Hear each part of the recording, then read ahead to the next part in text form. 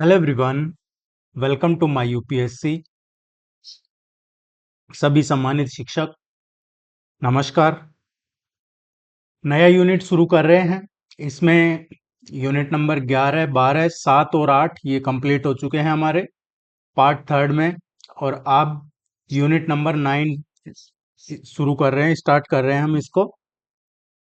पूरे complete syllabus करवाया जाएगा, ऐसा नहीं है कि पार्ट थर्ड ही करवाया जाएगा। पूरी कंप्लीट जो 12 यूनिट हैं, हिंदी, इंग्लिश, जनरल स्टडीज और ये आपका पार्ट थर्ड सारा कंप्लीट करवाया जाएगा। सभी पे सफिशिएंट प्रैक्टिस टेस्ट करवाए जाएंगे और फुल लेंथ टेस्ट भी करवाए जाएंगे। पार्ट थर्ड कंप्लीट हो जाएगा, उसके बाद में पार्ट थर्ड पे वीकली बेसिस पे टेस्ट रखेंगे। इसी तरीके से बाकी पे भी रखेंगे, रेगुलर प्रैक्टिस टेस्ट करते रहेंगे।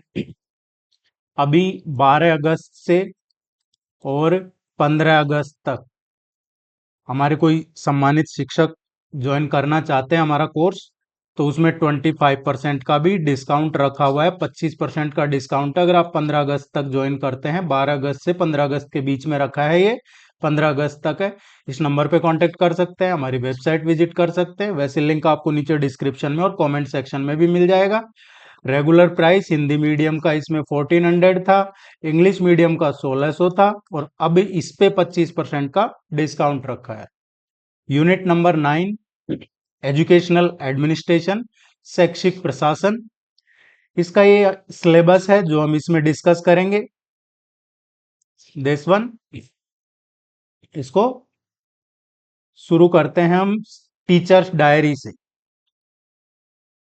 ये यूनिट काफी इंपॉर्टेंट है क्योंकि इसमें केवल जो थ्योरेटिकल कॉन्सेप्ट है वो ही नहीं है, बल्कि जो स्कूल है, विद्यालय के जो वास्तविक प्रशासन है, उससे जुड़े प्रैक्टिकल टॉपिक शामिल हैं इसमें। इसमें ज्यादातर प्रैक्टिकल टॉपिक हैं, तो इसलिए ये काफी इंपॉर्टेंट हो जाता है। इसको रटेंगे नहीं, इसको हम समझेंगे, और इसके समझने के हैं जो इस तरीके से समझेंगे हम इसको कि एक तो पहला, सबसे पहला कि इसका अर्थ क्या होता है। कोई भी टॉपिक जो डिस्कस करेंगे उसका अर्थ क्या है, फिर उसका स्कूल में प्रैक्टिकल यूज क्या है, एंड देन एग्जाम में इससे क्या पूछा जा सकता है। इस बेसिस पे ये तीन चीजें ध्यान में रख के हम इस टॉपिक को आगे डिस्कस करेंगे। इसको केवल डेफिनेशन ही याद नहीं करनी है, हमें ये समझना है कि जो प्रिंसिपल हैं, एचएम है, विद्यालय में इन व्यवस्थाओं का यूज करके और एजुकेशनल क्वालिटी कैसे इंप्रूव करते हैं। Let's begin. पहला है टीचर्स डायरी, एकेडमिक प्लानर, शिक्षक पंचांग। टीचर्स डायरी, इसी को हिंदी में शिक्षक पंचांग कहा जाता है। टीचर्स डायरी केवल ये लिखने की एक किताब नहीं है कि आज शिक्षक ने कौन सा चैप्टर पढ़ाया है। इसका कॉन्सेप्ट काफी बड़ा है, और इसमें एक टीचर्स डायरी एक ऐसा एकेडमिक प्लानिंग या डॉक्यूमेंटेशन टूल है, academic planning and documentation tool, जिसकी हेल्प से शिक्षक अपना जो टीचिंग वर्क है उसको एक व्यवस्थित, योजनाबद्ध, या उसका जो उद्देश्य है वो बनाता है इससे। तो इसका मतलब क्या होता है, शिक्षक पहले प्लान करेगा कि उसे क्या पढ़ाना है, फिर वो पढ़ाएगा। उसके बाद वो देखेंगे कि स्टूडेंट ने कितना सीखा है, फिर वो आइडेंटिफाई करेंगे कि कहाँ पे गैप्स हैं, जो लर्निंग गैप्स हैं, और उसके बाद जरूरत पड़ने पर जो रेमेडियल टीचिंग है वो करेंगे, और अंत में देखते हैं कि रेमेडियल टीचिंग के बाद में इंप्रूवमेंट हुआ या नहीं।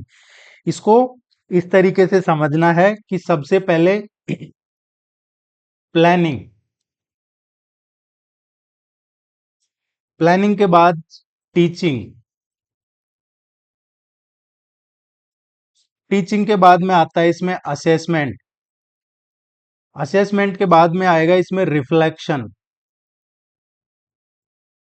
और रिफ्लेक्शन के बाद में इम्प्रूवमेंट। इसमें देखेंगे तो प्लानिंग क्या है। अगर हम प्लानिंग का देखते हैं तो प्लानिंग शिक्षक पहले से तय करते हैं कि किस समय कौन सा टॉपिक पढ़ाना है, कितने समय में सिलेबस पूरा करना है, और किस लर्निंग आउटकम तक स्टूडेंट को पहुंचाना है। ये प्लानिंग है। इसके बाद में जो शिक्षण है, टीचिंग, एक्चुअल क्लासरूम टीचिंग होती है ये, और इसमें टीचिंग मेथड है, जो हमारा टीचिंग लर्निंग मटेरियल है, एक्टिविटी है, डिस्कशन है, डेमोन्स्ट्रेशन है, इसका यूज हो सकता है शिक्षण में। देन उसके बाद में असेसमेंट है। टीचर ये देखते हैं कि स्टूडेंट में वास्तव में कितना सीखा है। इसके लिए क्लासरूम क्वेश्चन, वर्कशीट, टेस्ट या फिर जो ओरल रेस्पॉन्स है इनका यूज हो सकता है इसमें। रिफ्लेक्शन का देखते हैं तो ये आत्मचिंतन है। रिफ्लेक्शन, आत्मचिंतन, इसमें टीचर अपने टीचिंग प्रोसेस पे विचार करते हैं कि क्या मेरी टीचिंग इफेक्टिव रही है, क्या स्टूडेंट्स को डिफिकल्टी हुई है, या फिर क्या मुझे इसका मेथड बदलना है टीचिंग का। ये होता है रिफ्लेक्शन, आत्मचिंतन। देन इसके बाद में इम्प्रूवमेंट, अंत में जो एक आइडेंटिफाई प्रॉब्लम है उसके आधार पे अगली जो टीचिंग हो उसमें इम्प्रूव किया जा सकता है। तो इसमें टीचर्स डायरी को केवल रिकॉर्ड बुक समझना ये ठीक नहीं रहेगा। इसका जो उद्देश्य है वो teaching planning, syllabus monitoring, assessment and then improvement. तो अगर हम इसको याद रखने के पर्पज से देखें टीचर्स डायरी को, तो इसको इस तरीके से याद रख सकते हैं। टीचर्स डायरी को हम this one, teachers diary, PTARI, इसका मतलब क्या हो जाएगा, PTARI, ये हो गया हमारा planning, teaching, assessment, reflection and improvement. अगर एग्जाम में हमसे पूछा जाए टीचर्स डायरी की पूरी एकेडमिक साइकिल क्या है, तो ये सीक्वेंस हमें याद रखना पड़ेगा। और सीक्वेंस यही है, planning, teaching, assessment, reflection and then improvement. इसकी कुछ इंपॉर्टेंट फीचर्स हैं, इसके कुछ इंपॉर्टेंट फीचर्स हैं।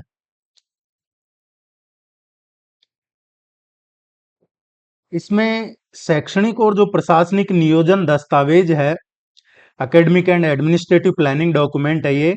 इसमें सिलेबस प्रोग्रेस या जो निर्धारित जो लर्निंग आउटकम है उनकी निगरानी में सहायता मिलती है। इसके जो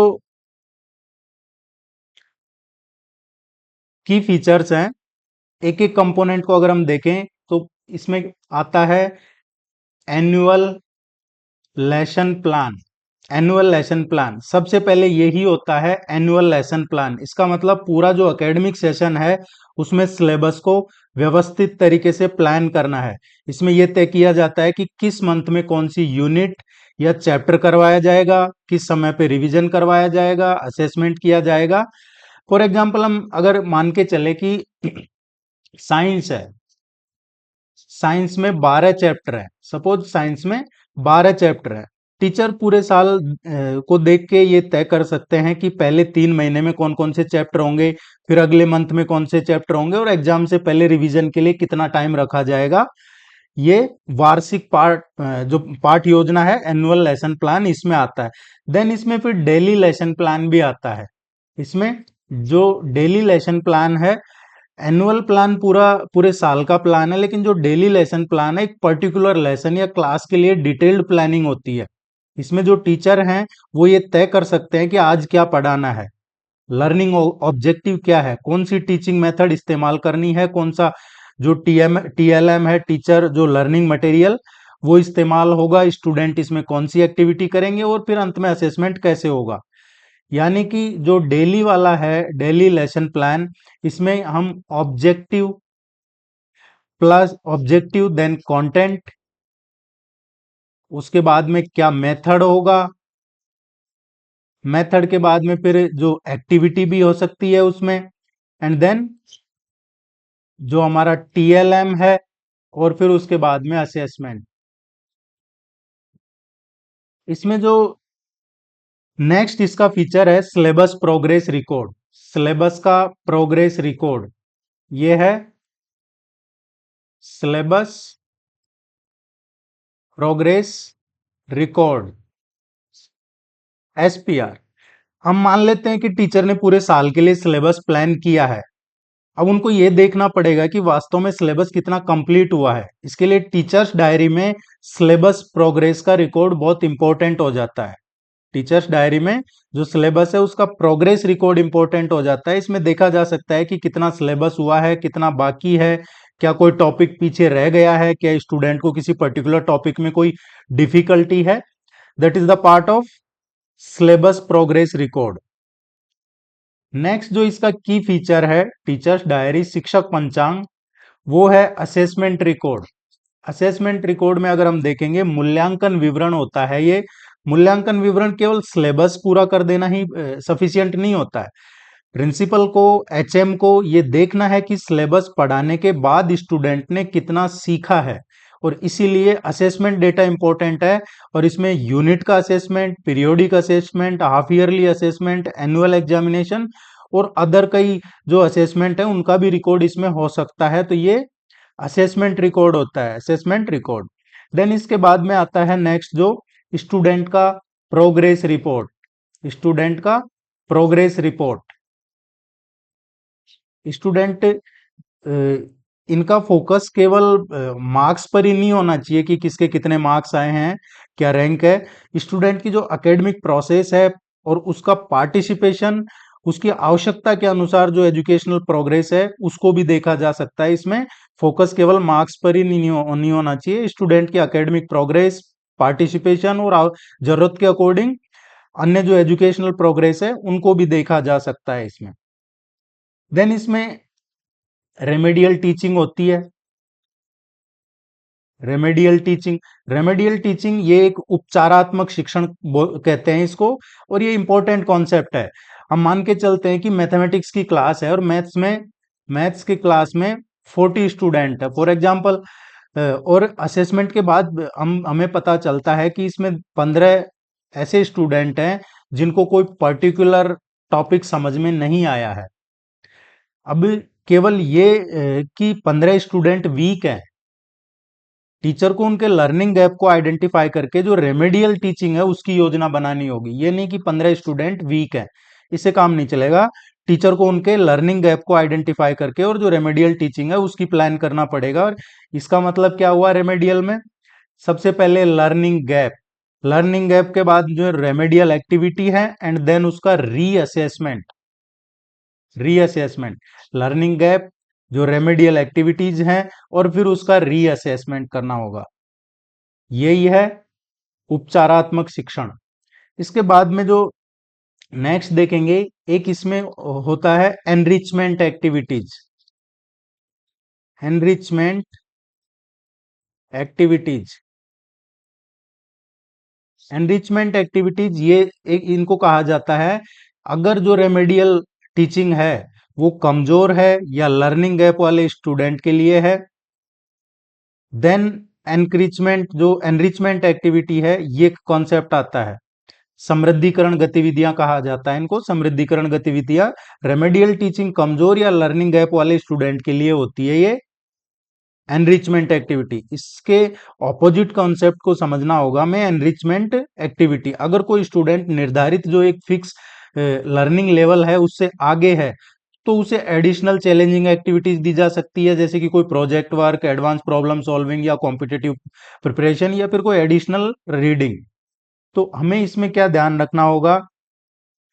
हमें ध्यान रखना होगा रेमेडियल में क्या आता है, जो लर्निंग गैप है इसको दूर करना है, लर्निंग गैप को दूर करना है। जबकि जो एनरिचमेंट है, एनरिचमेंट में क्या होता है, एडवांस लर्नर को आगे बढ़ाना है। एडवांस जो लर्नर है, एडवांस लर्निंग है उसको आगे बढ़ाना है। ये दो चीजें हमें ध्यान रखनी होगी। रेमेडियल लर्निंग गैप को दूर करना है, एनरिचमेंट एडवांस लर्नर को आगे बढ़ाना है। इसमें इसकी और जो हम देखें फीचर्स में टीचर्स डायरी के, तो करिकुलर एक्टिविटीज होती है, को करिकुलर एक्टिविटीज। और जो ये एक्टिविटी है स्कूल में क्विज हो गया, debate, sports, cultural activities, science club, art activities, ये सब हो सकती है। और इन एक्टिविटीज में स्टूडेंट्स की जो पार्टिसिपेशन है उसका रिकॉर्ड रखा जा सकता है। एक पेरेंट इंटरेक्शन होता है, पेरेंट्स के साथ इंटरेक्शन, टीचर और पेरेंट के बीच में कम्युनिकेशन, ये भी एक एजुकेशनल प्रोसेस का ही इंपॉर्टेंट पार्ट है। यदि किसी स्टूडेंट की अटेंडेंस कम है, उसका परफॉर्मेंस डाउन हो रहा है या कोई स्पेसिफिक लर्निंग इश्यू है, तो पेरेंट जो इंटरेक्शन होता है, टीचर पेरेंट इंटरेक्शन, ये काफी यूजफुल हो सकता है। इसलिए जो डेट, पर्पज, फॉलोअप जैसी आवश्यक जो जानकारी है वो रिकॉर्ड रखी जा सकती है इसमें। इसके अलावा हम देखेंगे तो टाइम टेबल है, टाइम टेबल है। टाइम टेबल टीचर को ये पता होता है इससे कि उसकी क्लासेज और पीरियड्स क्या है। टाइम टेबल से टीचर्स को ये जानकारी रहती है कि उनकी क्लासेज, उनका पीरियड कौन सा है। इसलिए टीचर्स डायरी में टाइम टेबल या उसका आवश्यक रेफरेंस हो सकता है। इसमें अटेंडेंस का रहता है। Attendance, student attendance academic monitoring का ही एक डेटा होता है। अटेंडेंस कम होने पे लर्निंग उसका इफेक्ट हो सकता है, इसलिए जहां लागू हो, जहां पे जरूरी हो, लागू हो, अटेंडेंस से संबंधित आवश्यक रिकॉर्ड या समरी उसकी यूज कर सकते हैं। जो एकेडमिक रिव्यू किया जा सकता है इसका। एक होता है इसमें टीचर रिफ्लेक्शन। टीचर रिफ्लेक्शन, क्योंकि देखिए मॉडर्न एजुकेशनल अप्रोच की बात करें तो ये सबसे इंपॉर्टेंट हो जाता है मॉडर्न अप्रोच में। टीचर्स रिफ्लेक्शन, आत्मचिंतन। फॉर एग्जाम्पल टीचर रिफ्लेक्शन का अर्थ होता है टीचर अपने जो टीचिंग एक्सपीरियंस है उसका एनालाइज करे। फॉर एग्जाम्पल जैसे आज हमने यूनिट 9 पढ़ा है। अब यूनिट 9 में डेफिनेशन याद रही लेकिन प्रोसेस समझने में डिफिकल्टी हुई। तो जो अगली क्लास है इसमें डायग्राम और एक्टिविटी बेस्ड एक्सप्लेनेशन का यूज करेंगे हम। ये है टीचर रिफ्लेक्शन। अगर आज जो फॉर एग्जांपल आपने फोटोसिंथेसिस पढ़ाया। अब फोटोसिंथेसिस में स्टूडेंट्स को फोटोसिंथेसिस की डेफिनेशन याद रही लेकिन फोटोसिंथेसिस का प्रोसेस क्या है वो समझने में उसको डिफिकल्टी आई। तो उसके लिए अगली क्लास में एक्टिविटी बेस्ड एक्सप्लेनेशन का यूज कर सकते हैं। ये टीचर रिफ्लेक्शन है। इसमें प्रिंसिपल का पर्सपेक्टिव आ जाता है। प्रिंसिपल का पर्सपेक्टिव, अब तक हमने जैसे टीचर्स डायरी को टीचर के पर्सपेक्टिव से समझा है। अभी हम जो पढ़ रहे हैं टीचर्स डायरी, शिक्षक पंचांग, इसको टीचर के पर्सपेक्टिव से समझा है। लेकिन प्रिंसिपल या एचएम, इसमें एक इंपॉर्टेंट क्वेश्चन बन जाता है यहां से कि प्रिंसिपल टीचर्स डायरी का क्या करेगा। प्रिंसिपल या एचएम ये टीचर्स डायरी का क्या करेंगे। तो प्रिंसिपल का काम केवल डायरी खोल के सिग्नेचर करना ही नहीं है। उनका उद्देश्य होना चाहिए और वो उद्देश्य क्लियर होना चाहिए। Academic monitoring, academic monitoring, academic monitoring के अलावा इसमें होना चाहिए फीडबैक। और उसके बाद में इम्प्रूवमेंट। इम्प्रूवमेंट, तो जो प्रिंसिपल है उनको, उनका उद्देश्य ये होना चाहिए academic monitoring, feedback and then improvement. इसमें अगर हम प्रिंसिपल रिव्यू साइकिल को देखेंगे तो प्रिंसिपल रिव्यू साइकिल क्या हो जाता है इसमें। हम इसमें प्रिंसिपल का पर्सपेक्टिव देखते हैं।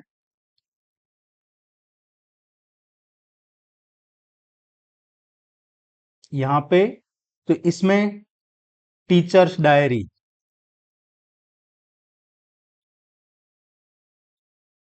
Then classroom observation. Classroom observation के बाद में आ जाता है इसमें असेसमेंट। जो असेसमेंट है वो आ जाता है। देन उसके बाद में आता है लर्निंग गैप। लर्निंग गैप, और लर्निंग गैप के बाद में आता है इसमें रेमेडियल एक्शन।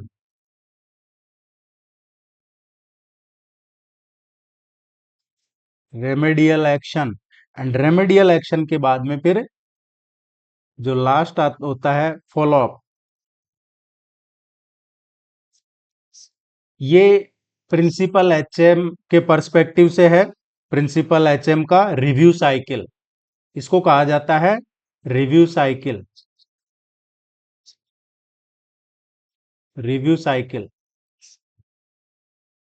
इसमें अगर डायरी में टीचर ने लिखा है कि चैप्टर पूरा हो गया है लेकिन क्लासरूम ऑब्जर्वेशन से पता चलता है कि स्टूडेंट कॉन्सेप्ट ही नहीं समझ पा रहे हैं, तो प्रिंसिपल को केवल डायरी देखकर ही सेटिस्फाइड नहीं होना चाहिए।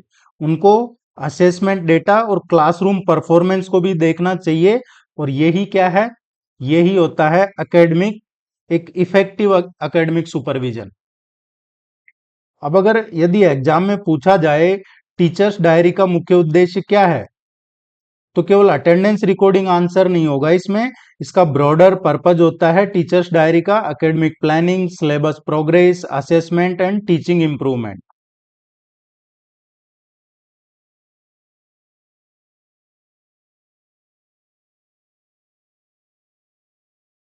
अब जो नेक्स्ट पार्ट है इसका, साइंस क्लब। साइंस क्लब, अब हम टीचर्स डायरी से आगे बढ़ के और आते हैं साइंस क्लब पे। साइंस क्लब को अ, कोई अलग से साइंस सब्जेक्ट नहीं है ये एक्चुअल में जो स्टूडेंट्स हैं, विद्यार्थी, उनको क्लासरूम लर्निंग से बाहर का जो एक्सपेरिमेंट है, ऑब्जर्वेशन है, एक मॉडल मेकिंग इनोवेशन है, या फिर साइंटिफिक जो थिंकिंग है, उससे जोड़ने वाला एक एजुकेशनल प्लेटफॉर्म है साइंस क्लब। ये अलग से कोई साइंस सब्जेक्ट नहीं है, विद्यार्थियों को model thinking, innovation, scientific thinking या एक्सपेरिमेंट्स बाहर के, उससे जोड़ने वाला एक एजुकेशनल प्लेटफॉर्म है।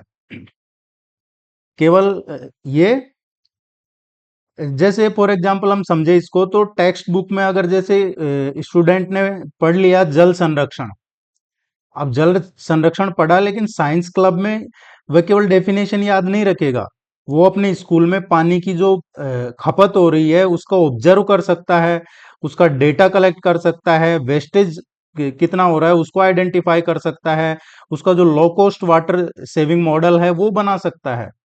और यही क्या होता है, लर्निंग बाय डूइंग, इसी को कहा जाता है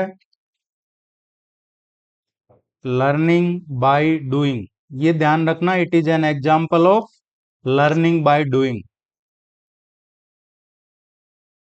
जो हमारे साथी शुरू में स्किप कर दिया है, आपकी जानकारी के लिए, 12 अगस्त से और 15 अगस्त तक जो कोर्स है हमारा, उसमें 25% का डिस्काउंट रखा हुआ है। इस नंबर पे संपर्क कांटेक्ट कर सकते हैं, हमारी वेबसाइट विजिट कर सकते हैं, या फिर आपको नीचे कमेंट सेक्शन में, डिस्क्रिप्शन में भी लिंक मिल जाएगा कोर्स ज्वाइन करने का। इसमें आपको पूरा कंप्लीट सिलेबस करवाया जाएगा, ऑनलाइन प्रैक्टिस टेस्ट, उनका डिटेल्ड सॉल्यूशन पीडीएफ, आपके सिलेबस के यूनिट वाइज नोट्स और वीडियोज। एक नंबर और है, उस पे भी आप चाहे तो कांटेक्ट कर सकते हैं। साइंस क्लब है, साइंस क्लब के उद्देश्य क्या है, इसका परिचय और उद्देश्य पढ़ रहे हैं हम। तो परिचय तो हमने देखा, साइंस क्लब क्या है, कि ये एक विद्यार्थियों में scientific interest, curiosity, experimentation, observation, innovation, scientific temperament या साइंटिफिक टेम्पर, साइंटिफिक टेम्पर को विकसित करने वाली एक सह शैक्षिक व्यवस्था है। साइंस क्लब के जो मेन उद्देश्य है, इसमें आता है एक scientific temper. Scientific temper, student हर बात को केवल मानने के बजाय वो क्वेश्चन करे, एविडेंस देखे और लॉजिकल कंक्लूजन निकाले, ये है साइंटिफिक टेम्पर। विद्यार्थी केवल हर बात को ऐसा नहीं है कि वो मान ले, हर बात को केवल मानने के बजाय उसको क्वेश्चन करना चाहिए, एविडेंस देखे और फिर लॉजिकल वो कोई कंक्लूजन निकाले। इसमें जो दूसरा होता है, इसका purpose learning by doing. Learning by doing में क्या आता है, ये केवल थ्योरी नहीं है, एक्सपेरिमेंट, मॉडल, एक्टिविटी और डेमोन्स्ट्रेशन है। ये केवल थ्योरी नहीं है, एक्सपेरिमेंट है, मॉडल, एक्टिविटीज एंड डेमो। इसमें एक और उद्देश्य होता है इसका, इनोवेशन। इनोवेशन, लोकल प्रॉब्लम्स के नए सॉल्यूशन खोजने की क्षमता, वो होता है innovation. Problem solving, problem solving में आता है कि सबसे पहले जो प्रॉब्लम है उसको आइडेंटिफाई करें, आइडेंटिफाई कर लिया है, उसके बाद में उसका डेटा ले लिया है, और डेटा लेने के बाद में सॉल्यूशन का सोचना है, इसका सॉल्यूशन क्या होगा, और फिर कोई प्रोटोटाइप या मॉडल बनाना, ये है प्रॉब्लम सॉल्विंग। देन इसमें आता है साइंटिफिक कम्युनिकेशन। इसमें नेक्स्ट आता है कम्युनिकेशन। कम्युनिकेशन में स्टूडेंट है जो अपना जो खुद का प्रोजेक्ट है उसको दूसरों के सामने एक्सप्लेन करना सीखे, वही है कम्युनिकेशन की, जो उन्होंने प्रोजेक्ट बनाया है उसको सामने दूसरों के सामने एक्सप्लेन करना सीखे। ये इसके उद्देश्य हैं किसके? साइंस क्लब के। हमें ये ध्यान रखना है इसके उद्देश्य। अब अगर हम देखें कि यूपी में साइंस क्लब को कैसे पढ़ाना है, तो इसमें देखेंगे तो उत्तर प्रदेश के संदर्भ में साइंस क्लब को समझने के लिए सबसे पहले council of science and technology Uttar Pradesh, इसमें क्या है? Council of science and technology Uttar Pradesh, एक तो ये है। और इसके साथ में है डिस्ट्रिक्ट साइंस क्लब, दूसरा जो डिस्ट्रिक्ट साइंस क्लब है वो आ जाता है इसमें। इन दो की महत्वपूर्ण भूमिका होती है। डिस्ट्रिक्ट साइंस क्लब जिला स्तर पे science popularization, model competition, exhibition, quiz या फिर कोई एजुकेशनल विजिट या अदर जो साइंस एक्टिविटीज हैं उनके कोऑर्डिनेशन का माध्यम है district science club Uttar Pradesh में। और एक है council of science and technology Uttar Pradesh. ये दो चीजें हमें ध्यान में रखनी होगी।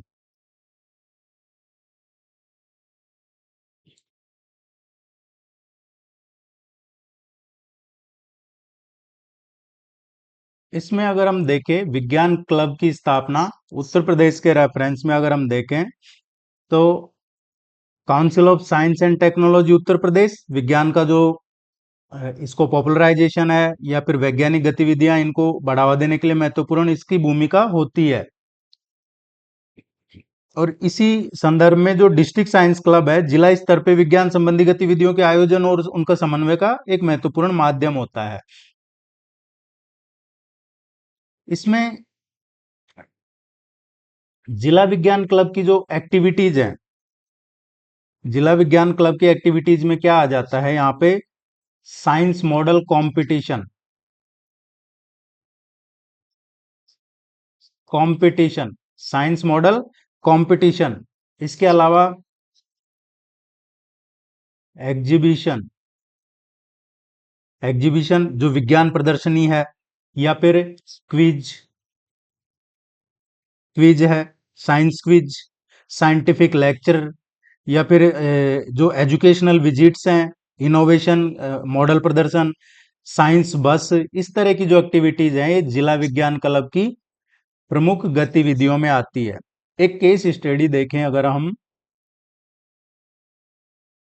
इसमें, अगर इसका जैसे ढांचा, स्ट्रक्चर, एडमिनिस्ट्रेटिव स्ट्रक्चर कैसा होता है जिला विज्ञान क्लब का, तो हम एक किसी जिले का रेफरेंस लेके अगर इसको देखते हैं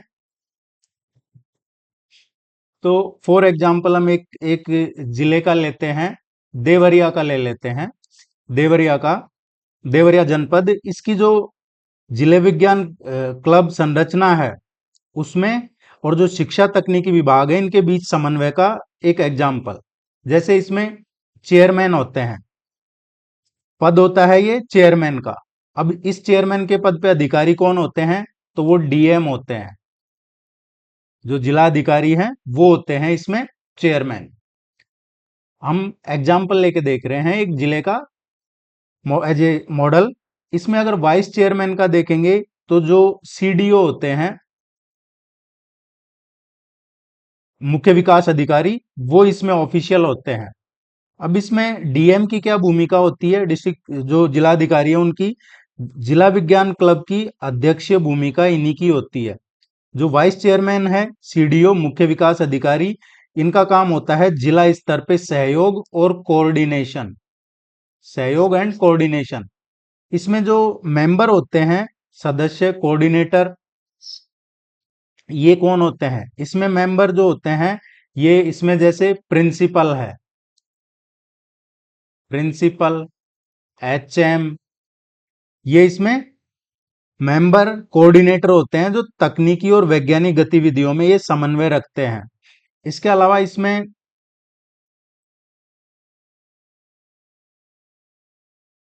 जो मेंबर कोऑर्डिनेटर थे ये, इसमें जो अदर मेंबर्स होते हैं, और जो अदर मेंबर्स का अगर हम इसमें देखेंगे तो अदर मेंबर्स में इसमें जैसे DIOS होते हैं, जिला विद्यालय निरीक्षक, या फिर BSA होते हैं जो बेसिक शिक्षा अधिकारी, जिला बेसिक शिक्षा अधिकारी, या जिला स्तरीय अधिकारी, और भी इसमें आवश्यकता अनुसार इसके मेंबर हो सकते हैं। DIOS ये माध्यमिक शिक्षा का प्रतिनिधित्व करते हैं, BSA इसमें बेसिक शिक्षा का प्रतिनिधित्व करते हैं, और जरूरत के अकॉर्डिंग इसमें और भी जिला स्तरीय अधिकारी सहयोग के लिए रखे जाते हैं। तो ये इसका जिला विज्ञान क्लब का एक प्रशासनिक ढांचा है। इसमें हमें अगर ध्यान रखना होगा तो हम इसको इस तरीके से ध्यान रख सकते हैं।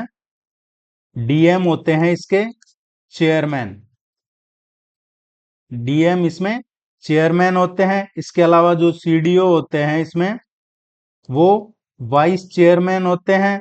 देन इसमें जो प्रिंसिपल हैं, प्रिंसिपल जनरली जो साइंस से जुड़े होते हैं इसमें, चाहे वो पॉलिटेक्निक प्रिंसिपल हैं या इस तरह इंटर कॉलेज हैं, लेकिन वो साइंस बैकग्राउंड रहता है इसमें, वो एज ए कोऑर्डिनेटर।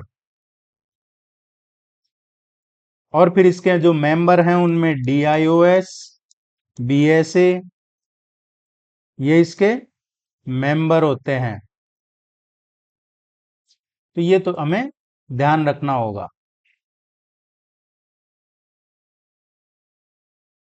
अब अगर इसमें हम देखेंगे तो एक चीज इसमें कहीं आप को हो सकता है कहीं किसी बुक मटेरियल में कहीं पढ़ोगे तो इसमें 20 स्टूडेंट्स का साइंस क्लब होना चाहिए।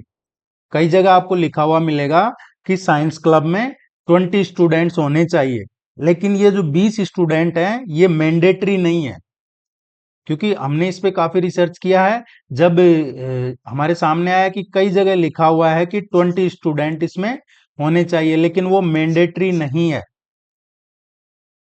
वो कोई यूनिवर्सल मैंडेटरी रूल नहीं है, ऑफिशियल रूल नहीं है कि इसमें इतने होने चाहिए। हर स्कूल को mandatory district science club affiliation number मिलता है।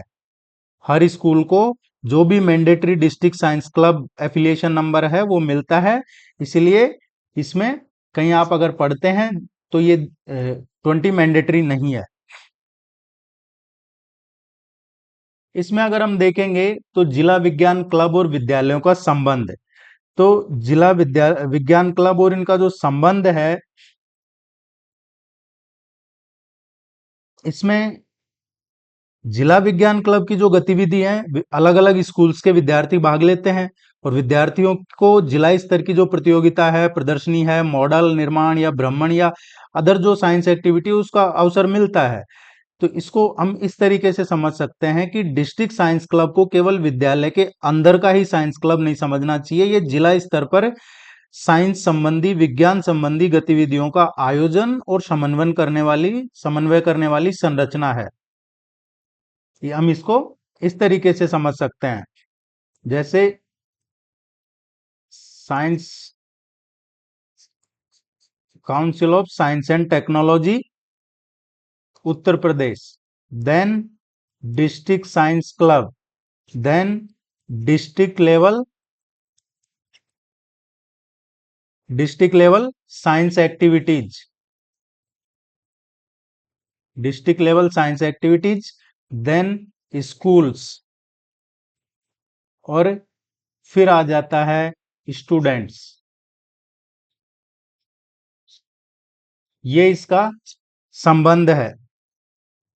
एक एग्जाम्पल लेके देखें अगर हम इसका अभी, तो पार्टिसिपेशन का, तो जिला विज्ञान क्लब कई जगह आयोजित किए जाते हैं। जिला स्तरीय विज्ञान मॉडल प्रतियोगिता, जिसमें लगभग अभी रिसेंटली का देखे, जैसे हम एग्जाम्पल ले तो लास्ट ईयर हुआ था गोरखपुर में। कहाँ पे? गोरखपुर में हुआ था ये। इसमें ये 2025 के टाइम पे हुआ था, तो इसमें लगभग 25 स्कूल हैं उन्होंने पार्टिसिपेट किया था। 500 से ज्यादा जो छात्र छात्राएं हैं वो इसमें शामिल हुए थे। इसी तरीके का जो है अभी रिसेंटली हुआ था अलीगढ़ में, और अलीगढ़ में जो हुआ था इसमें भी district level science model competition आयोजित किया गया था, इसमें जिला विज्ञान क्लब क्लब की जो मॉडल बेस्ड साइंटिफिक एक्टिविटीज है उसमें भूमिका स्पष्ट हो सके।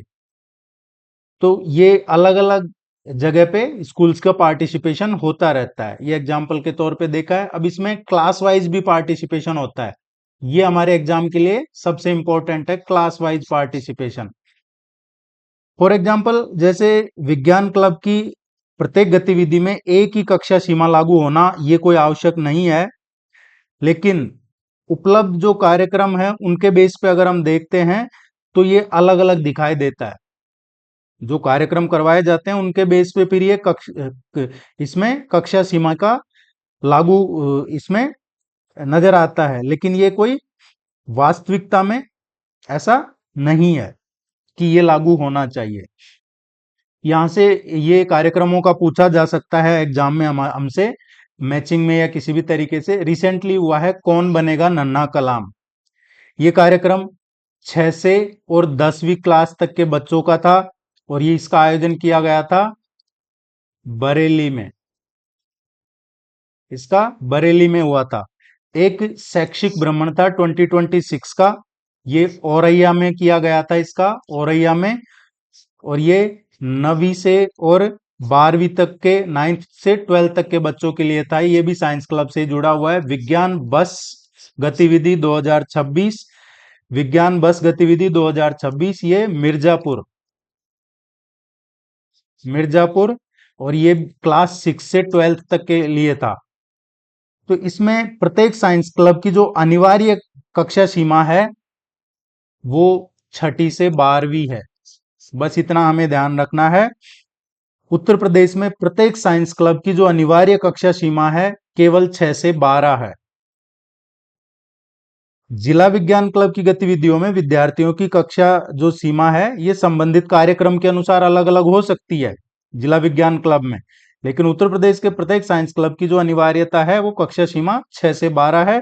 जिला विज्ञान क्लब की एक्टिविटीज में जो कार्यक्रम है संबंधित उसके अनुसार अलग हो सकती है।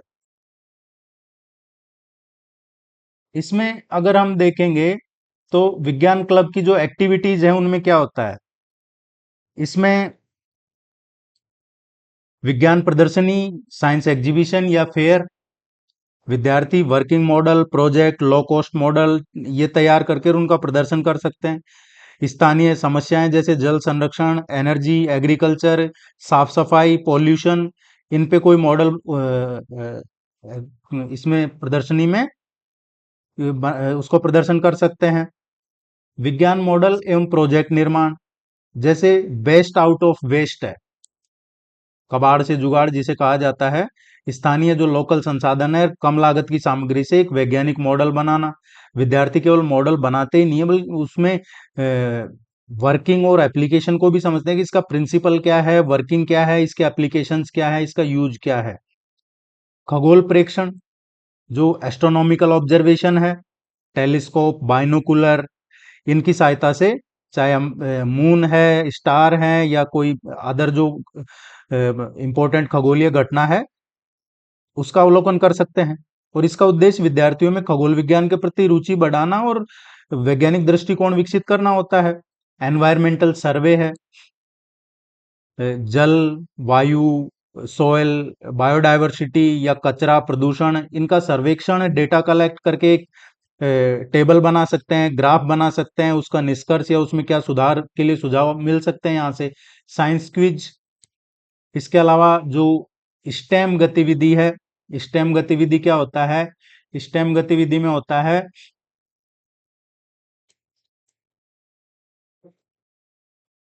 एस होता है इसमें साइंस, टी होता है इसमें टेक्नोलॉजी, ई होता है इसमें इंजीनियरिंग और एम होता है इसमें मैथमेटिक्स,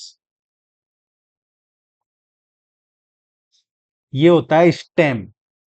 इसको इंटीग्रेट करके मॉडल बना सकते हैं, उसका प्रयोग करना, डिजाइन और समस्या समाधान से संबंधित गतिविधियां इसमें शामिल होती है स्टेम। रोबोटिक्स, कोडिंग, जहां जरूरत हो वहां पे robotics, sensor, coding, internet of things, electronics, इसके माध्यम से वर्किंग प्रोटोटाइप तैयार कर सकते हैं। ये इंपॉर्टेंट जो अटल टिंकरिंग लैब है, अटल टिंकरिंग लैब का एक स्कूल लेवल इनोवेशन प्रोग्राम है ये। अटल टिंकरिंग लैब ये साइंस क्लब का पर्याय नहीं है, इसको आगे भी पढ़ेंगे हम। ये नीति आयोग का अटल इनोवेशन मिशन का एक अलग स्कूल लेवल इनोवेशन प्रोग्राम है। और अटल टिंकरिंग लैब में स्टूडेंट्स को hands on STEM, robotics, electronics, sensor, 3D printing, आई जो इंटरनेट ऑफ थिंग्स है, IoT, इसके जरिए, इसके माध्यम से इनोवेशन और जो प्रोटोटाइपिंग है उसका अवसर मिलता है अटल टिंकरिंग लैब। इंस्पायर अवार्ड, इसको आगे पढ़ेंगे हम। इंस्पायर, और इसमें राष्ट्रीय बाल विज्ञान कांग्रेस, वैज्ञानिक व्याख्यान, science visit, low cost experiment, science day या वैज्ञानिक दिवस की गतिविधियां, विज्ञान पोस्टर, इस पे ऐसे भाषण, ये हो सकता है स्थानीय जो समस्या उनका समाधान, ये हो सकता है। अब हम देखते हैं इसमें सबसे इंपॉर्टेंट है जो इंस्पायर अवार्ड। इसका इंस्पायर अवार्ड देखते हैं हम। अब साइंस क्लब से जुड़ा हुआ ये एक इंपॉर्टेंट टॉपिक है, ये साइंस क्लब से जुड़ा हुआ इंपॉर्टेंट टॉपिक है। इंस्पायर अवार्ड मानक। इंस्पायर क्या है, इसकी फुल फॉर्म क्या होती है इंस्पायर की? Innovation in science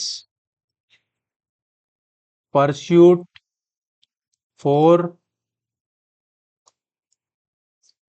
inspired research. Innovation in science pursuit for inspired research, ये इंस्पायर की फुल फॉर्म है जो हमें ध्यान रखनी होगी। मानक क्या है? तो इसमें मानक होता है million minds, million minds augmenting national aspirations and knowledge. ये जितनी गंदी हैंडराइटिंग या लिखी आती है सामने उतनी होती नहीं है। Million minds augmenting national aspirations and knowledge, ये मानक की फुल फॉर्म है। तो ये दो हमें ध्यान रखना होगा, inspire innovation in in science pursuit for inspired research, और मानक million minds augmenting national aspiration and knowledge. इसमें देखेंगे इंपॉर्टेंट फैक्ट्स अगर, तो इसमें क्या आता है, एक DST और NIF, इसके अलावा एज 10 से 15 का आता है।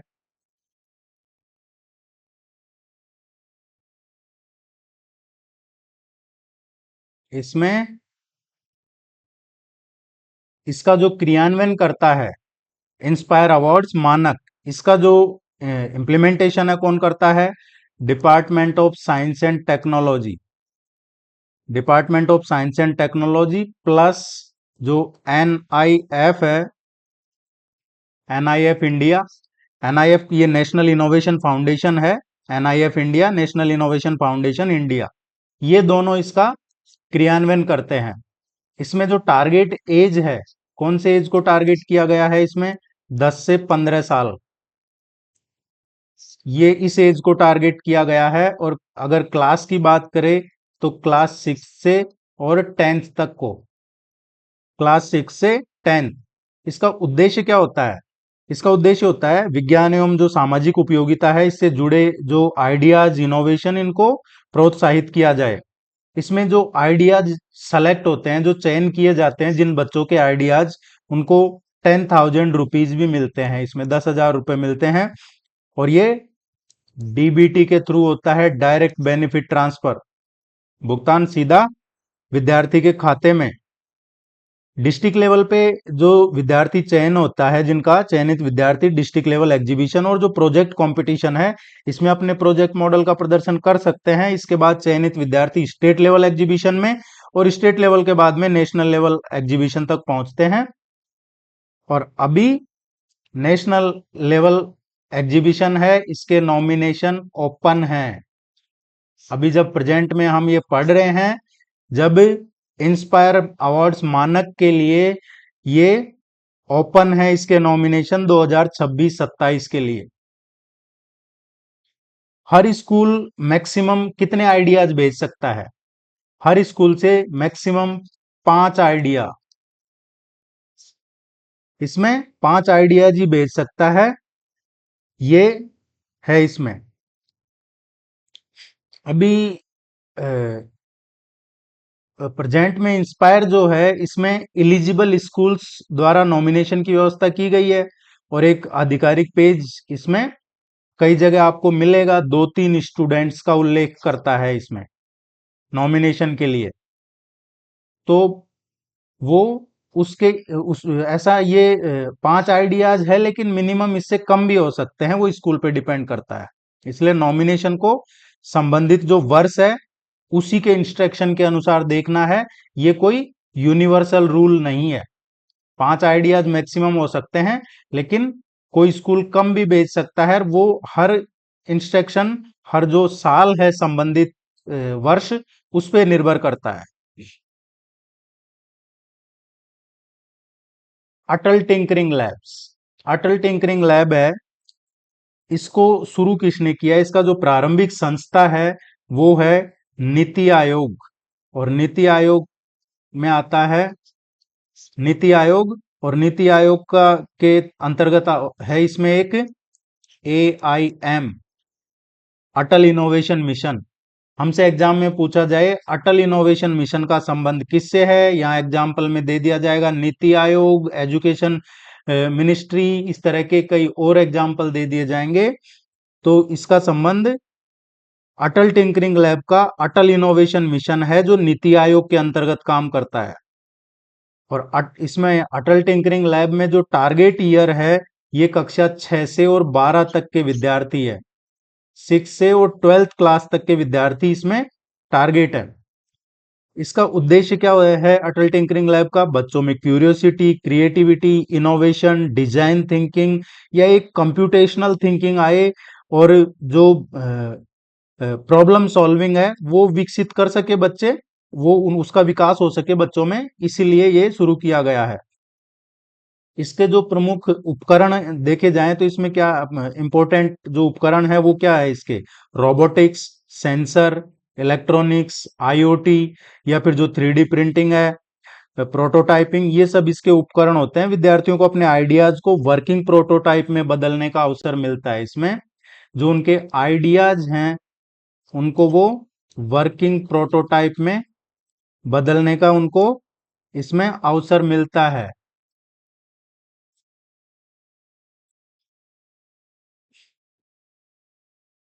अब हमें क्या ध्यान रखना है? साइंस क्लब एक व्यापक विज्ञान प्रसार और वैज्ञानिक गतिविधियां हैं। वैसे ही जो अटल टिंकरिंग लैब है, इनोवेशन, टिंकरिंग, प्रोटोटाइप पे आधारित एक डेडिकेटेड स्कूल लैब है। ये अटल टिंकरिंग लैब क्या है? एक डेडिकेटेड स्कूल लैब है।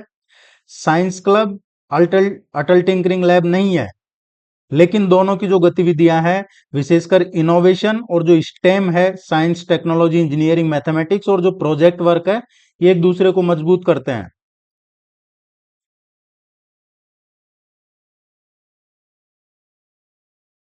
तो यहां से 3 चीजें आती है: science club, Atal tinkering lab, और एक और होता है NCSC। NCSC होता है national children's science congress. National children's science congress, इसमें बच्चों को साइंटिफिक इन्वेस्टिगेशन और प्रोजेक्ट बेस्ड अप्रोच से जोड़ने पे जोर होता है। स्टूडेंट किसी लोकल प्रॉब्लम को आइडेंटिफाई करते हैं इसमें, और फिर उसका डेटा कलेक्ट करते हैं, एनालाइज करते हैं, कंक्लूजन निकालते हैं। ये नेशनल चिल्ड्रंस साइंस कांग्रेस, जिसमें बच्चों को साइंटिफिक इन्वेस्टिगेशन, इसमें एक चीज ध्यान रखनी है आपको, science based scientific investigation.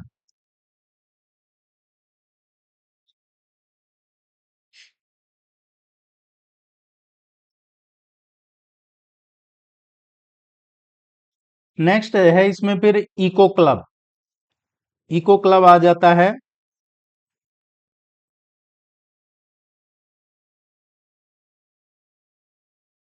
Eco club है। अब जब हम साइंस क्लब से मिलते जुलते लेकिन इससे अलग कॉन्सेप्ट पे आते हैं तो वो आता है इको क्लब। साइंस क्लब का तो क्या है, एक ब्रॉड फोकस साइंटिफिक एक्सप्लोरेशन पे है। इको क्लब का स्पेसिफिक फोकस किस पे है? इको क्लब है, इसका जो स्पेसिफिक फोकस है, एनवायरनमेंट कंजर्वेशन, सस्टेनेबल लाइफस्टाइल और बिहेवियर चेंज, ये इसका फोकस होता है इको क्लब का।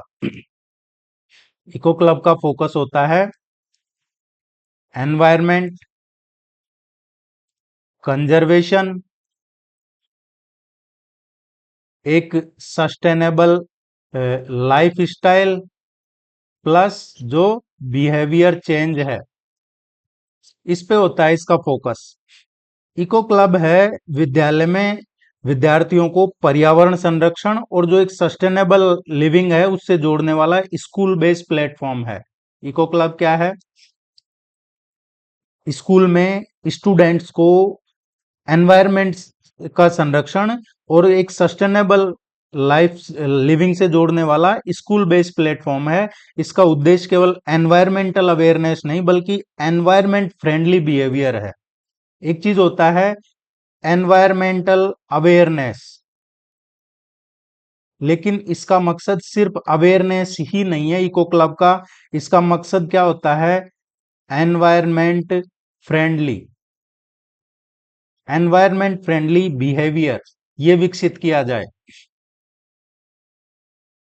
अभी इसकी जो हम देखेंगे तो इसके जो मुख्य उद्देश्य हैं,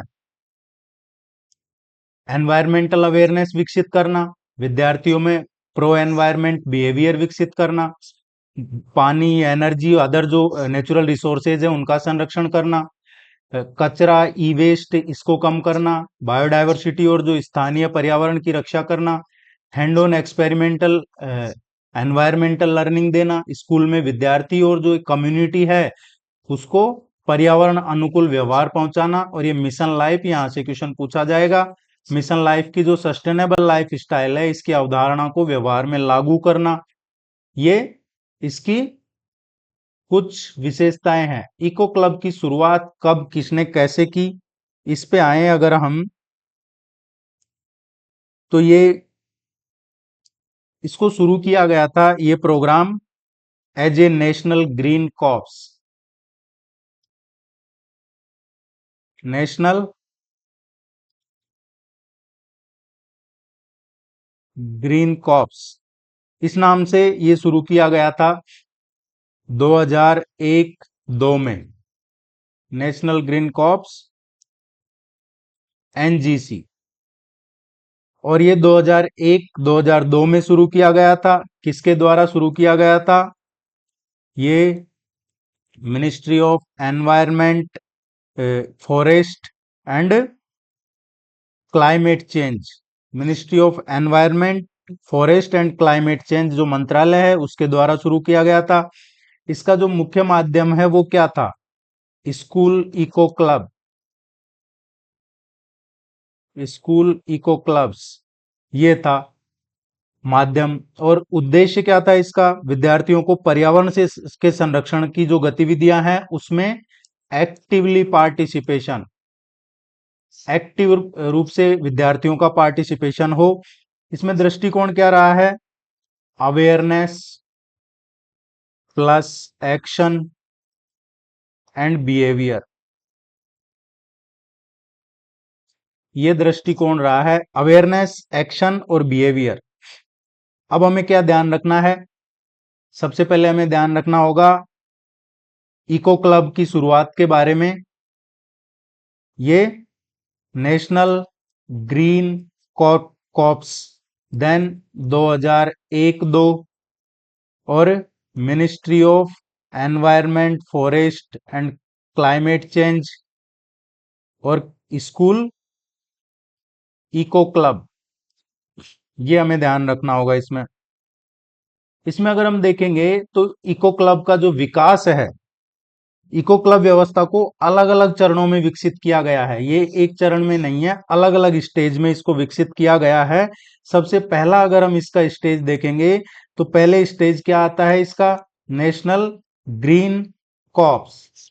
ये आता है 2001-2 में एनजीसी के माध्यम से विद्यालयों में इको क्लब्स का गठन हुआ और एनवायरमेंटल एक्टिविटीज को बढ़ावा मिल सके इसके लिए गठन किया गया था। दूसरा जो स्टेज है इसका, उसमें इसका विस्तार किया गया, काफी बड़े पैमाने पे विस्तार किया गया, क्योंकि ये कहानी है 2001-2 की।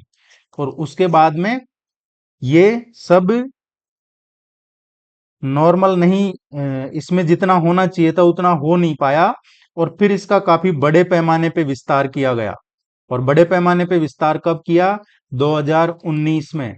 2019 में देश में लगभग 1.5 लाख 1.5 लाख इको क्लब्स स्थापित हुए इसमें, और लगभग इसमें 35 लाख जो स्टूडेंट्स हैं पर्यावरण संरक्षण की गतिविधियों से जुड़े इसमें 2019 में। फिर जो तीसरा चरण आया है इसमें, वो एनवायरमेंट एजुकेशन प्रोग्राम है। एनवायरमेंट एजुकेशन प्रोग्राम पर्यावरण शिक्षा को अधिक एक्सपेरिमेंटल और एक्टिविटी बेस्ड बनाने के लिए जो इको क्लब्स हैं उनको व्यापक एनवायरमेंट एजुकेशन प्रोग्राम फ्रेमवर्क से जोड़ा गया इसमें। चौथा जो आया फिर इसका स्टेज, वो आया मिशन लाइफ। मिशन लाइफ, और मिशन लाइफ है, ये इको क्लब्स की जो गतिविधि हैं इनको मिशन लाइफ के साथ, इसमें थीम है मिशन लाइफ की, उनसे जोड़ के, और अभी जो प्रेजेंट फ्रेमवर्क है वो विकसित किया गया है इसमें। अभी जो प्रेजेंट में जो फ्रेमवर्क है ये मिशन लाइफ की जो 7 थीम है उनके साथ में किया गया है, जोड़ के इसको। भारत सरकार के अकॉर्डिंग इको क्लब्स की एक्टिविटीज को मिशन लाइफ के साथ इंटीग्रेट करके, और उनका नाम क्या किया गया है, eco clubs for mission life. Eco clubs for mission life. अब मिशन लाइफ और इको क्लब को अगर हम समझें, मिशन लाइफ और इको क्लब को, तो लाइफ क्या है इसमें, जो ये लाइफ है, ये लाइफ क्या है, इसकी फुल फॉर्म है life style for environment. Life style for environment, ये इसकी फुल फॉर्म है लाइफ की। मिशन लाइफ का जो ओरिजिनल इसका विचार है वो ये है कि पर्यावरण संरक्षण केवल गवर्नमेंट प्रोग्राम तक सीमित नहीं रहे, बल्कि जो एक एवरीडे लाइफ स्टाइल है, दैनिक जीवन शैली है, उसका हिस्सा बने। और eco clubs for mission life को इसी विचार के साथ में स्कूल लेवल पे लागू किया है।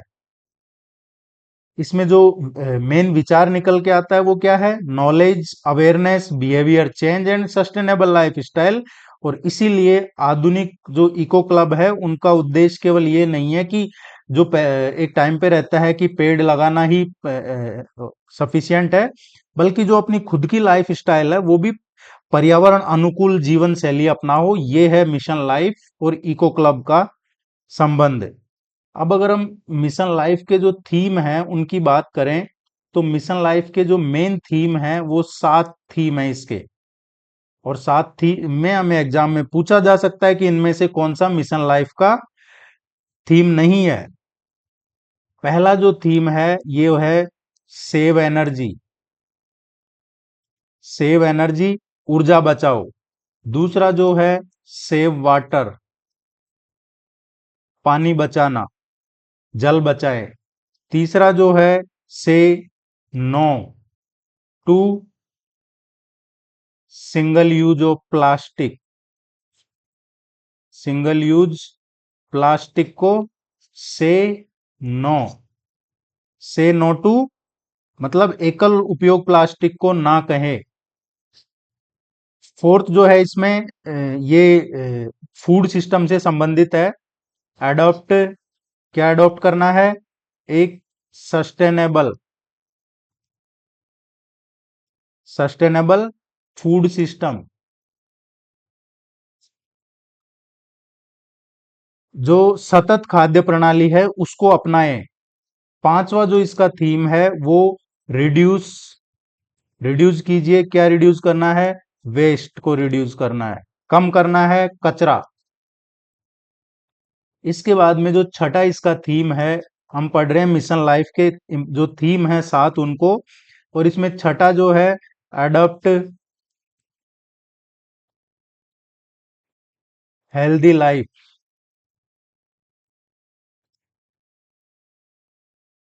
हेल्दी लाइफ स्टाइल अडॉप्ट करें, स्वस्थ जीवन शैली अपनाएं। And seven, reduce e waste, जो ई कचरा है उसको कम करें। ये ऑफिशियल है 7 थीम। आधिकारिक जो eco club for mission life है, उस पोर्टल पे ये ऑफिशियल 7 थीम है। इसका एक पोर्टल है eco clubs for mission life, वहां पे ये 7 थीम है। Energy, water, plastic, food waste, health, e waste. ये हमें ध्यान रखना होगा, याद रखने के लिए। Energy, water, plastic, food waste, health, e waste. Eco club for mission life, इसका अगर हम देखेंगे तो इसमें जो इसका फ्रेमवर्क है, अभी प्रेजेंट में देखें अगर हम, इसमें 7 थीम के आधार पे जो एक्टिविटीज आयोजित की जाती है, उनके लिए एक डिजिटल प्लेटफॉर्म भी दिया हुआ है। क्या दिया हुआ है? डिजिटल प्लेटफॉर्म दिया गया है, ऑफिशियल पोर्टल। और उस पे क्या सुविधा मिलती है? उस पे स्कूल का लॉगिन, स्कूल लॉगिन करने के बाद स्कूल कोई भी इवेंट है उसको इनिशिएट कर सकता है। फिर वहां पे स्कूल है जो उस पे उसके लिए कोई फैकल्टी को असाइन कर सकते हैं वो, और फैकल्टी को असाइन करने के कर दिया। अब उसके बाद में अगर वो इवेंट है, उसको अप्रूवल मिलता है, और अप्रूवल के बाद में फिर जो इंटर स्कूल कोलेब्रेशन होता है, inter school collaboration, and then इसका इम्पैक्ट एनालाइज किया जाता है। उसका जो इम्पैक्ट है उसको एनालाइज किया जाता है। ये इसकी प्रमुख सुविधाएं हैं, इसका जो ऑफिशियल पोर्टल है उसकी। विद्यालय क्या कर सकता है? विद्यालय जो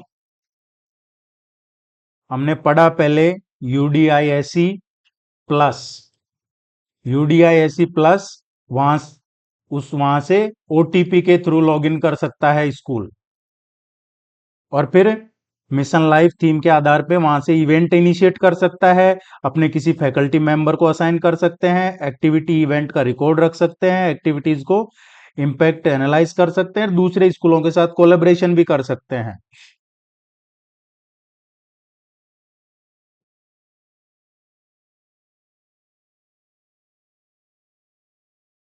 इनका देखेंगे अगर हम, तो 2024-25 में ये बड़ा विस्तार किया गया है, और eco clubs for mission life इसके लिए महत्वपूर्ण वर्ष रहा है।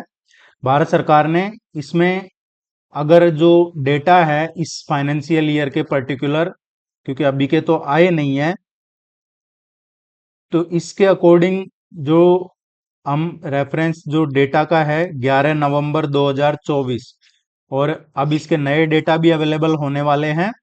तो वो भी आपके सामने, जब ये प्रैक्टिस टेस्ट करेंगे या रिवीजन टेस्ट करेंगे, या फिर हम इसका टाइम टाइम पे जो प्रैक्टिस टेस्ट रिवीजन टेस्ट करेंगे, उस टाइम पे वो डेटा आपको आपके साथ में उसको शेयर करेंगे। तो आप जुड़े रहिएगा चैनल से रेगुलर बेसिस पे, या कोर्स ज्वाइन कर लीजिएगा, अभी ऑफर भी रखा हुआ है, 25% डिस्काउंट चल रहा है 11 नवंबर 2024 तक। इसमें देखिए, न्यूज़पेपर में, गूगल पे, या कहीं आपको इसके कोई लेटेस्ट डेटा मिल सकता है, लेकिन जो रिपोर्ट है, जो इसकी रिपोर्ट आएगी, वो उसी के बेस पे चलना है हमें। अदरवाइज गूगल, एआई, इनसे काम चलेगा नहीं हमारा। इसमें 1.46 लाख, और जैसे कोई नया ऑफिशियल डेटा होगा हम इसको अपडेट कर देंगे आपके साथ में। 1.46 लाख नए e clubs for mission life स्थापित किए गए हैं। कितने? 1,46,000 नए eco club for mission life. इसमें 1 लाख से ज्यादा, more than 1 lakh school nutrition garden स्थापित किए गए हैं। इसमें 6 करोड़ के आसपास सैपलिंग लगाए गए हैं। लगभग 6.25 करोड़ इंडिविजुअल्स ने प्लांटेशन इनिशिएटिव में पार्टिसिपेट किया है। और इसमें स्कूल प्लांटेशन ड्राइव भी चला गया था। जुलाई से सितंबर 2024 तक का जो मानसून सेशन है उसमें। तो इसमें जो स्टेट यूटी हैं उनको कितना बजट अलोकेट किया गया था, इसके तहत बजट कितना दिया गया है इसमें? तो इसमें जो बजट है 744 करोड़ रुपए का बजट इसके अंदर अलोकेट किया गया था। अगर हम देखें school clubs, eco clubs and school nutrition garden, तो school nutrition garden eco club का ही एक महत्वपूर्ण हिस्सा है। इसमें चाहे सब्जियां, फल, औषधीय पौधे उगाते हैं, पौधों की देखभाल करते हैं, या फिर इसमें जो फूड प्रोडक्शन है, फूड प्रोडक्शन इसको प्रैक्टिकली समझते हैं। जो एक फूड से वेस्टेज है, वेस्टेज उसको कम करने की आदत सीखते हैं, या फिर सस्टेनेबल फूड सिस्टम उससे जुड़ते हैं। और इसमें स्कूल न्यूट्रिशन गार्डन जो 2024-25 का डेटा है हमारे पास, उसके अकॉर्डिंग 1 लाख से ज्यादा, 1 लाख से ज्यादा इसमें स्कूल न्यूट्रिशन गार्डन स्थापित किए जा चुके हैं। इसमें एक्टिविटीज क्या रहती है मेन इको क्लब में? तो इको क्लब में ट्री प्लांटेशन, इसके अलावा जल संरक्षण, जल संरक्षण में चाहे वो जल बचत, रेन वाटर हार्वेस्टिंग अवेयरनेस है, बिजली की बचत है, ऊर्जा संरक्षण, LED, energy saving practice, waste management आ जाता है इसमें, कचरा इसका रीयूज, रिसाइकिल, कंपोजिशन, ये सब वेस्ट मैनेजमेंट में आता है।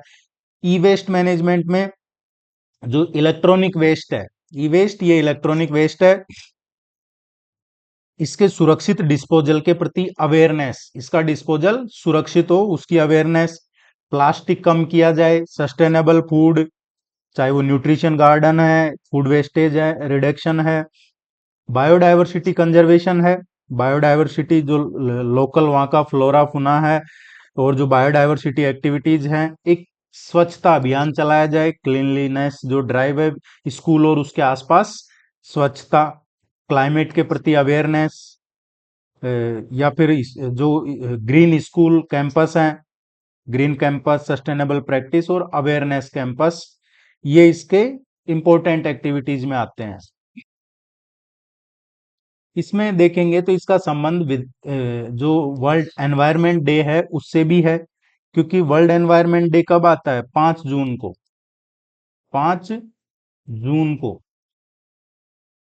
विद्यालयों में इको क्लब्स द्वारा इस अवसर पे स्पेशल एक्टिविटीज आयोजित की जाती है।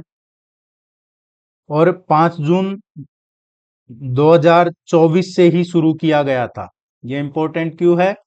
क्योंकि जो eco club, eco clubs for mission life, life style for environment, ये कब शुरू किया गया था? ये 5 जून से ही शुरू किया गया था, 5 जून 2024 से, पर्यावरण दिवस के मौके पे। और इसकी जो मिशन लाइफ की 7 थीम है, इस पर एक्टिविटीज करवाई गई, और लगभग इसमें 11 करोड़ के आसपास जो इंडिविजुअल है उन्होंने पार्टिसिपेट किया था। अब इसमें एक और चीज नई शुरू हुई है, ये है एक पेड़ माँ के नाम। ये इसको स्पेशली प्राइम मिनिस्टर है, ये इनके कई, चाहे वो एक कार्यक्रम करते हैं मन की बात, उसमें भी इसका जिक्र करते हैं, या फिर वो कई अदर जो प्लेटफॉर्म्स है वहां पे भी इसका जिक्र करते हैं, एक पेड़ माँ के नाम। और ये अभियान है, इसको इको क्लब की प्लांटेशन एक्टिविटी से जोड़ा गया है। अब एक पेड़ माँ के नाम, इसको किससे जोड़ा गया है? जो इको क्लब्स हैं उनकी प्लांटेशन एक्टिविटीज से जोड़ा गया है। और इसमें भी जो 2.0 है, ये चल रहा है इसका भी, एक पेड़ माँ के नाम, इसका 2.0 इसी club, eco clubs for mission life activities के साथ इसको आगे बढ़ाया जा रहा है। इसमें एक चीज और देखेंगे तो नेशनल एजुकेशन पॉलिसी 2020 और eco clubs, national education policy environmental awareness और सस्टेनेबल डेवलपमेंट को एजुकेशन का एक इम्पोर्टेंट हिस्सा मानता है। इसमें जो नेशनल एजुकेशन पॉलिसी है, इसमें काफी इम्पोर्टेंट हिस्सा है इसका एनवायरमेंटल अवेयरनेस और sustainable development. Eco clubs for mission life के जो ऑफिशियल पोर्टल है उसके अकॉर्डिंग बात करें तो 2020 की जो न्यू एजुकेशन पॉलिसी है, नेशनल एजुकेशन पॉलिसी 2020, इसमें एनवायरमेंटल अवेयरनेस और सस्टेनेबिलिटी प्रिंसिपल्स को स्कूल एजुकेशन में इंटीग्रेट करने पे जोर देती है। ये स्कूल एजुकेशन में इंटीग्रेट करने पे जोर देती है, और इसीलिए इको क्लब्स को जो new education policy oriented approach से जोड़ा जा रहा है, चाहे वो एक्सपेरिमेंटल लर्निंग हो, लर्निंग बाय डूइंग हो, एनवायरमेंटल अवेयरनेस हो, सस्टेनेबल डेवलपमेंट हो, या फिर रेस्पॉन्सिबल सिटीजनशिप हो, या कम्युनिटी पार्टिसिपेशन हो, वो इसी के तहत अब इनको जोड़ा जा रहा है। उत्तर प्रदेश में इको क्लब्स की बात करें तो ये डेटा, जो लेटेस्ट डेटा है, इसके अकॉर्डिंग देखें तो ये मई 2026 का जो लेटेस्ट डेटा है, उसके अकॉर्डिंग कुल विद्यालय इनमें कितने हैं ये इको क्लब्स का, तो ये 2,62,160। गवर्नमेंट स्कूल्स में 1,36,000 है ये 974। गवर्नमेंट एडेड स्कूल्स तो ये 8,262 eco club. Private and others का देखें हम, तो इसमें प्राइवेट और अदर्स में भी इसमें लगभग 1 लाख से ज्यादा है, 1,16,924 है। इको क्लब नोटिफिकेशन वाले स्कूल्स कितने हैं, तो ये हो जाते हैं 1,33,479। और गवर्नमेंट स्कूल नोटिफिकेशन ये भी 1 लाख से ज्यादा हो जाते हैं। तो ये हमें ध्यान रखना होगा टोटल डेटा दिस वन।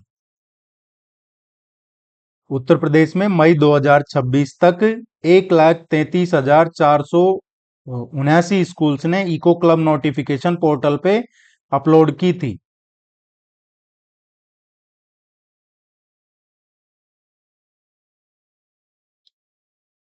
इसमें अगर उत्तर प्रदेश में इको क्लब्स की जो प्रमुख दिशा है उसको देखेंगे हम, तो इसमें जो मेन यूपी में एक्टिविटीज हैं वो ज्यादातर किससे संबंधित है, वाटर, या फिर जो एक ग्रीन परिसर है, ग्रीन परिसर, हरित परिसर, या फिर इसमें वेस्ट है, एनर्जी है,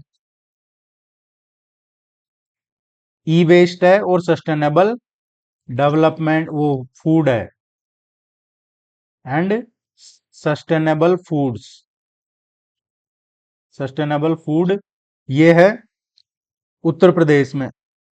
अभी का अगर हम रिसेंटली इसका एक उदाहरण देखें उत्तर प्रदेश का, तो इसमें जैसे गौतम बुद्ध नगर है, गौतम बुद्ध नगर, इसी का एग्जाम्पल ले अगर हम 2025 में उत्तर प्रदेश का गौतम बुद्ध नगर, इसमें eco club for mission life की प्रैक्टिकल इम्प्लीमेंटेशन का एक एग्जाम्पल देखने को मिला था। और वो 14 दिसंबर 2025 को, 14 दिसंबर 2025 को जो पीएम श्री जवाहर नवोदय विद्यालय है उसमें लगभग 3200 स्क्वायर मीटर बैरन लैंड को इकोलॉजिकल लर्निंग स्पेस में डेवलप किया गया था, जिसमें फ्रूट या जो पॉलिनेटर पार्क है वैसी सुविधाएं शामिल थी। तो ये एग्जाम्पल इसलिए लिया है कि ये दिखाता है कि इको क्लब एक्टिविटी केवल प्लांटेशन तक ही सीमित नहीं है, बल्कि बायोडायवर्सिटी और इकोलॉजिकल लर्निंग और कैंपस ट्रांसफॉर्मेशन तक भी जा सकती है। क्योंकि ये एग्जाम्पल देखा हमने गौतम बुद्ध नगर का 14 दिसंबर 2025 का, यहाँ पे एक पीएम श्री जवाहर नवोदय विद्यालय था जिसमें 3200